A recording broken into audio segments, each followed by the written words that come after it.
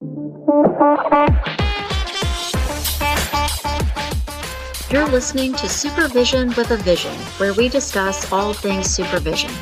I'm your host, Sarah, professional counselor, marriage and family therapist, play therapist, eating disorder specialist, and cookie lover, with my co-host, Heather, marriage and family therapist, certified Together in Texas counselor, a Texas transplant from California, and outdoor adventurer.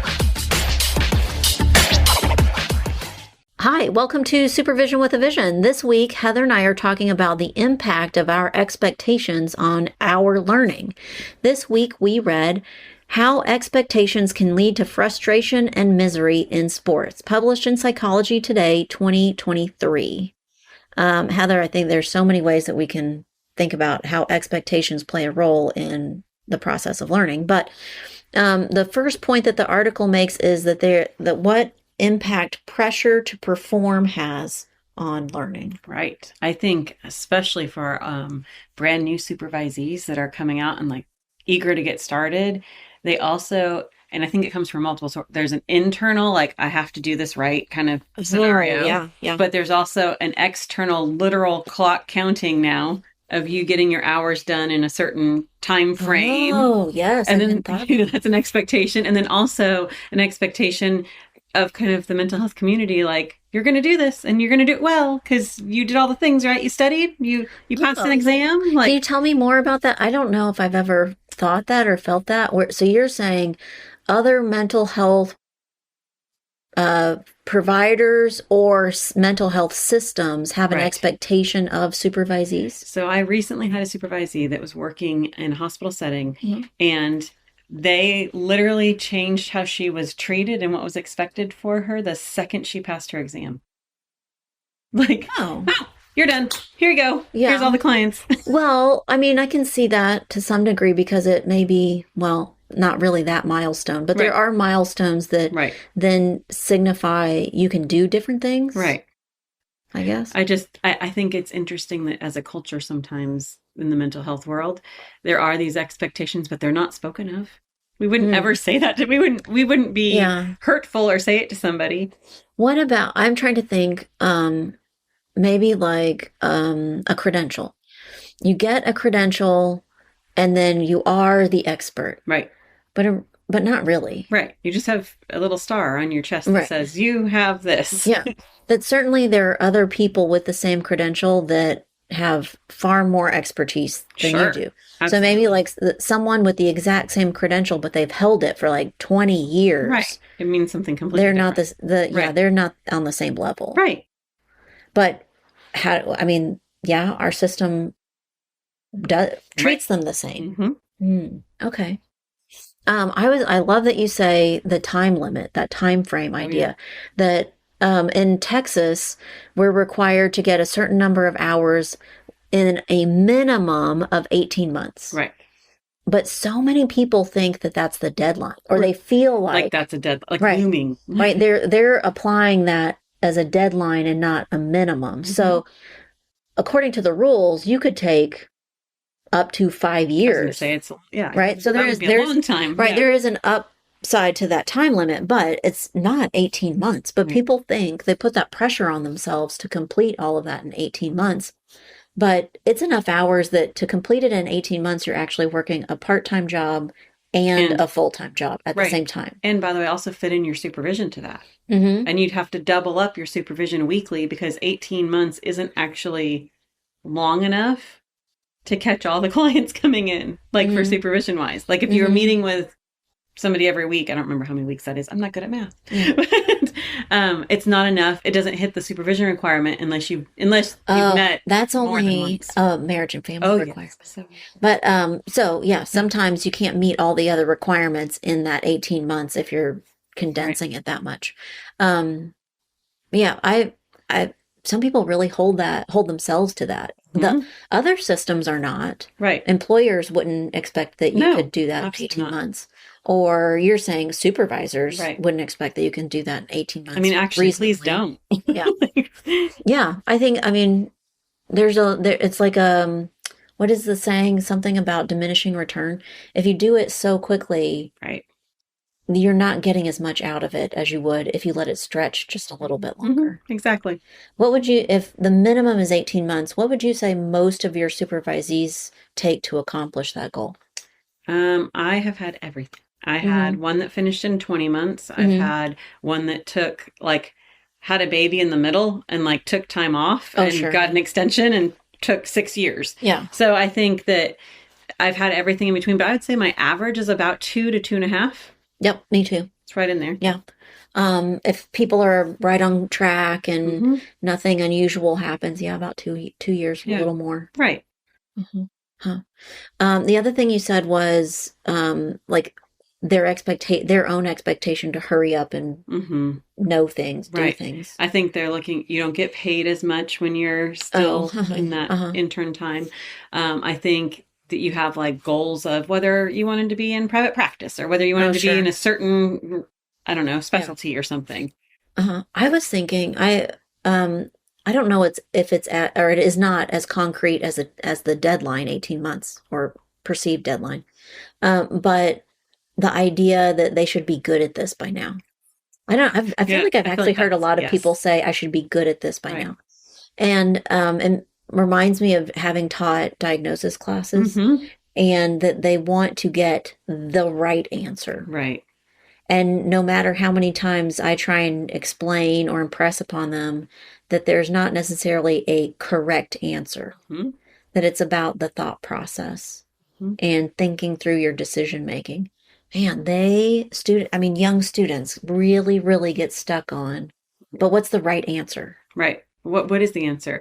We, in grad school, so this is decades ago, had a professor that was teaching the DSM at the time and gave us a little vignette about couple and different things and who would we diagnose with something and what's the problem, and then we had we literally had 20 minutes to write up our thing about it, and then you'd go up and he would look at it and he'd go, yes, perfect, thank you so much, and then we go back down and sit back down. You're kind of waiting for everyone to finish up, and he's like, absolutely, and don't forget, and it would be something very kind of overarching everything, don't forget to assess for self-harm or something very oh, okay, but every single person he told yes to, and then had us all say what our diagnosis were, and they were all different. And he's like, it could be all those things, none of those answers are wrong, it's just what is your process to get there, and how symptom and symptomology overlap.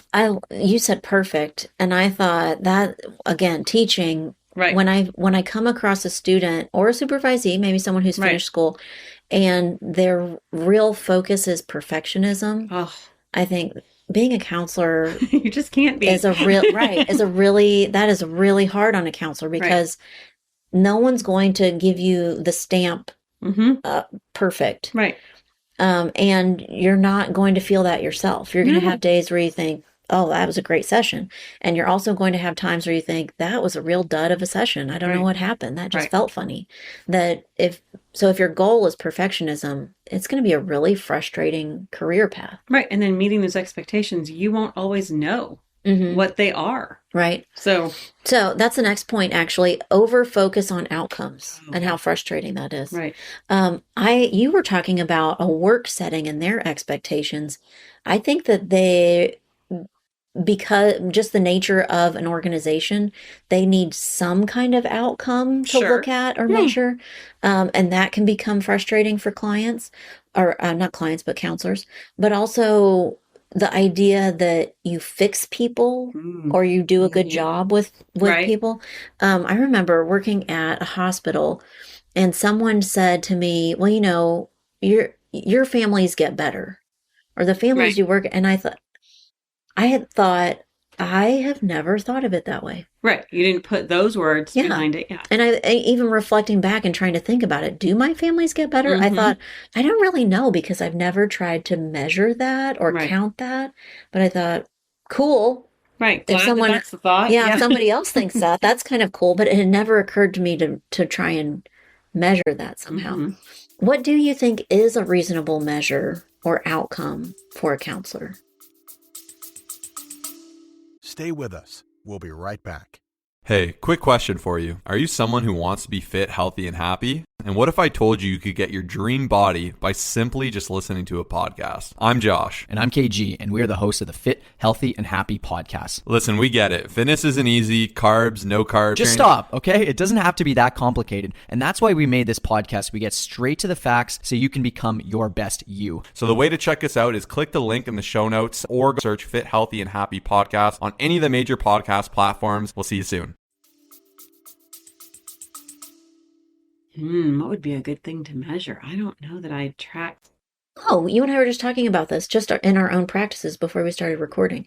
The number of cancellations. Oh, yeah. That's a great thing, actually. Mm-hmm. And so what we were talking about was, what does it mean, or how can you think about or look at your week, how many sessions you schedule, how many of those people continue with you or cancel or no show, and that you and I said, one, our goal of how many to schedule is not what would you say is your goal that you're trying to schedule every week, an ideal week? I haven't thought about that in a long time. I mean, depends on how restful of a week I want to have. Mm-hmm. I like 20 clients. Yeah, I usually tell supervisees 20 to 25 is full time. Yep. If you're and you and I were talking about work settings that we know of close by that are shooting for quite a bit more than that. Oh, yeah, double that. But then you and I also talked to, so that helps us to feel good. Right. But what happens if you look at your schedule and realize, wow, I had like 50% cancellations last week? I honestly would be like, what did I would take that on myself. Or there's an outbreak of some disease. Something's going on. I think certainly you should reflect back on what happened. Right. I mean, maybe a big weather situation or something. But over time, what if you, and 50% is dramatic, but what if you have a good number of cancellations every week, just going back and reflecting on what is that about? Right. Why is that happening? What is there a pattern? That doesn't, I don't think it has to reflect completely on the counselor, but it certainly, the counselor is part of the recipe. Right. And different styles of counseling do different things. People that are doing solution focus, true. They're trying to hit 6 and be done, right? Or is that their number? Is 6 solution focus? I think that's right. But sometimes that's the plan. Like they have a plan for counseling.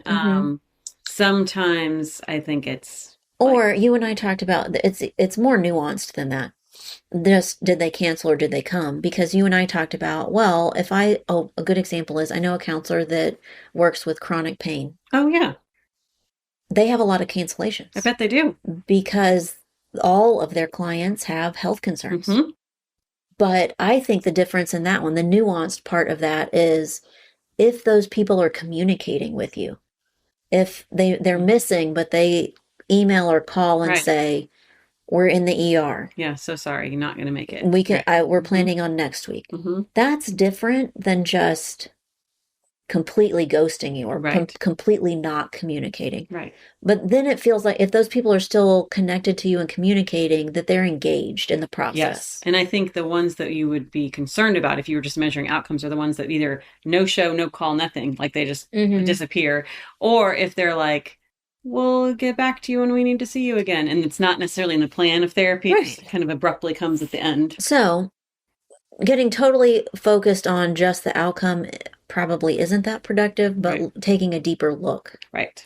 I need to respond to an email of a family that I knew. My mom emailed and said, you knew us this many years ago. Right.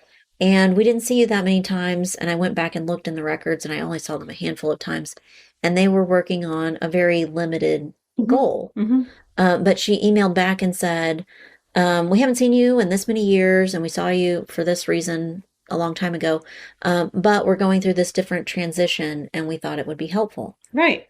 To me, that signifies not they no-showed on me or they canceled or they quit coming however many years ago, but they felt like what they got in a short amount of time before was helpful and they're wanting to. It's the biggest compliment. Yeah. So if you just get focused on how many sessions per week or how many people canceled or things like that, that doesn't really tell the whole story. Correct.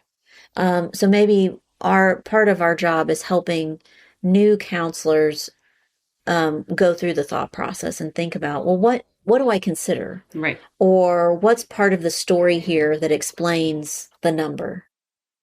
Okay. Definitely.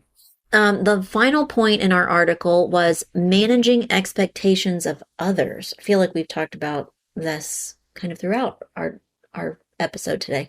But how do you manage expectations of others for yourself?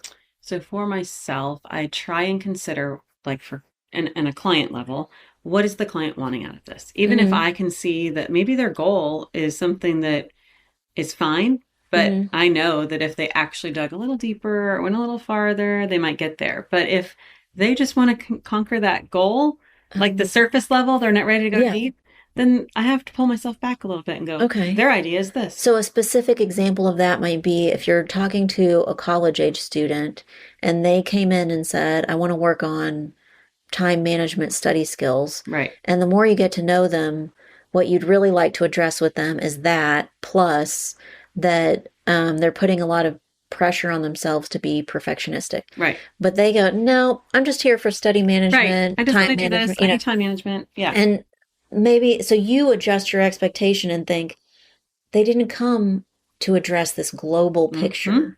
Right. They came to me at this point to address a Just smaller this one thing. piece. Right. And that you would allow yourself to feel like that was a success. Right. You That met was your fine. goal. Right. Yeah. They met, and so it's client driven, not always therapist driven. Mm-hmm. But I think in other situations, you have maybe you work in an agency or in a hospital, and there are certain expectations that you hit a number. Yeah. Like a certain amount, right? Or you bring in so much revenue or whatever. I had she was still a pretty new supervisee, new to counseling, working at an agency. And over a course of a couple of weeks, she just looked more and more tired. You're like, and worn "Whoa." out. Yeah. Yeah, and I think every week I was noticing it and mentioning it to her, but we hit kind of a low, and I went, okay, we have to stop. Yes, we had these other things we were going to do, but we really need to talk about, you look not well today. Right. What's going on? And she said, I feel like I'm really bad at this. I must be I did all these things. I went to all this school. I have all these student loans now. I'm trying to do this. And maybe I'm just really bad at this job because I can't do it. And I asked her to explain to me what the expectation was. And the expectation the company had created for her was totally unreasonable. You're like, oh, well, that doesn't really fit. That I think I wrote it down for her, if I remember right, and added it up. And it was her 40-hour-a-week job was adding up to like 56 hours there's no way. Right. And that I was saying, me, who I feel like I'm pretty confident and quick at some of these processes, it would still take me well past 40 hours. And I coached her a little bit in how to go back to the organization and point those things out. If you're doing this many groups, this many individual sessions, this many meetings, and that's already pushed you past 40 hours, it didn't leave you any time for necessary record keeping, phone calls. Right. Consultation, like any follow-up. And then, teasing her, I went, we didn't even schedule time in for you to go to the bathroom. Right. So for 56 hours, you better not drink any water because there's no room. There's no time to go to the bathroom. Helping her to manage expectations for herself, but also communicate that to other people. I think it's a huge importance as a supervisor to be able to see that in our supervisees, and then also not just see it and go, yeah, so that's your problem. Like, here you go, toss it back to them, but go, this is how you can go to your agency and say, this is what I need. I also think because of the nature of mental health, there's always people that could use more of you. Right. So you have to figure out how to create reasonable expectations for Absolutely. yourself, but then how to communicate that with other people. I do that with parents. Yeah, it's a great example. When I'm starting out with working with a new family or a new kid client, I'm really clear on my expectation for myself with them. So I explain what I'm going to do for them really clearly so that I feel like when I don't do that, parents are a little bit anxious. Right. So, which I think is completely reasonable. If I had a 7-year-old and once a week for an hour, the 7-year-old went into a room with some nice lady and then just came back out, and I didn't know, I didn't know what magical thing was happening when the door was closed. I would think, I want to know what's Right. happening. So I could tell parents, I'm going to communicate with you on a regular basis, at least once a month for a full hour, a committed amount of time, no distractions from kids, not let me grab you for For a 5 second in the hallway. Right, Yeah. not that, because that doesn't feel like Right. enough time. And I tell them, please always email, phone call anytime you would like. And if we want to meet more often than once a month, we will Right. coordinate with each other. Right. So they know how to get in touch with Mhm. me. They know I'm open to meeting more often. They're assured that they're going to get a full hour at least once a. It feels like so just that puts so much of their anxiety to Absolutely. rest. Right. That Because they you're go, giving oh, them, good. right. You're giving them the expectation that they should have for how therapy goes for their child. I think it also not very rarely Mm-hmm. does it happen that a parent still doesn't feel very good about that Mm-hmm. what the plan is, but it also gives them an opportunity to tell me Right. that doesn't Right. meet their needs or Right. not. That's that maybe they say, okay, but I think I'd like to talk to you more often. Great. Okay. Right. Good that I explained what my expectation was. Good that they got to say, well, I was Right. I thinking need something something more else. than Right. that we can then discuss, negotiate, work that out with each other. 100%. Even when they do say that, I still think the majority of times, once we get into a rhythm and they get the once a month full hour and emails when they want to, that they then realize that pretty much does it. Right. It They, covers all the right. basis, and I have an opportunity to communicate whatever is necessary. Mhm. Right. That amount of time with me does actually make them Right. feel Right. like they've got what they need. But so I have my expectations. I'm clear in communicating it with them, and it gives us still an opportunity to Right. navigate that with each other. What about we've talked a lot about this supervisees that want a lot of hand holding or every time they lead a group, what they expect from you is for you to tell them what they're going to do in the group or walk anger management group in 3 hours. Right. What's the plan? What about that kind of managing expectations? I think that's also important to, one, set it clear with your supervisors. I help the first couple times because groups are hard. And if you haven't done it before, there is a rhythm to it. But then also coach on how to plan that going forward so that they know the expectation is, I'm not going to help you every time. Yeah. You be doing some, behind the scenes and see what other people have done at your agency. I give them other kind of avenues to say, hey, this is my limit. I'm happy to help you get started, but this is what we're going to do. And then also help them realize, I think sometimes organizations put expectations on them to do it right or to do it a certain way. And if they're not familiar with the curriculum or with the style that it's been done in the past, they probably are just not able to even come close to whatever that expectation is. Yeah. So it's important for them to kind of wade through the weeds to figure out what is the expectation. Sure. Back to outcomes, expectation of yourself that you're not every single group is going to be a home run every time. Right. But you can help yourself by asking questions and knowing what the precedent is I think one thing that I tell supervisees is, depending on their location, depending on where they work, but if they, for example, are in private practice, outpatient somewhere, I do not expect to get supervision questions or calls on the weekend or late at night. Right. Those aren't emergencies. Nope. If you're in that kind of setting, the people that you're seeing, we can certainly wait till business hours to talk about what to do next. Yeah. And to me, that also helps them to manage their expectations. Okay, Sarah said this is not an emergency. Right. I can be less worried about it. Right. And we'll talk about it next time I see her. And it's not something that they then kind of learn to moderate that, right? As other things are thrown at them, they're like, okay, take a breath. This is not, no one's being hurt right now. I can just, Right. Oh, lots of managing expectations in all different directions. And it's so important. It helps all of us to feel more confident and comfortable. I think one of the scariest places to be is when you don't know someone's expectations of you and you're in a role that's supporting them. Yeah, right. Well, Heather and I would love to hear about how you help your supervisees manage their expectations. We'd also love to hear ideas for future episodes of Supervision with a Vision. Thanks for listening today.